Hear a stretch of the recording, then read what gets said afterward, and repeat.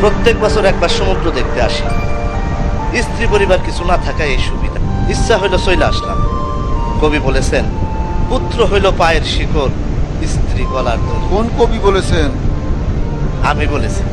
আমি আবার টুকটাক কবিতাও লিখি। বলেন কি? প্রত্যেক বছর তোর এই জন্য সমুদ্র দেখতে হয়। সমুদ্র না দেখলে ভাব আসে না। ভাবের একটা ব্যাপার আছে। অবশ্যই অবশ্যই।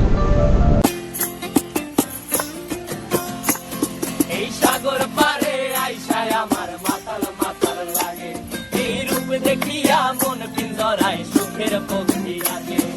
পারতাম যদি থাইকা যাইতে এই সাগরের পারে, ঝিনুক মালা গাইথা কাটাই দিতাম জীবন তারে। আমার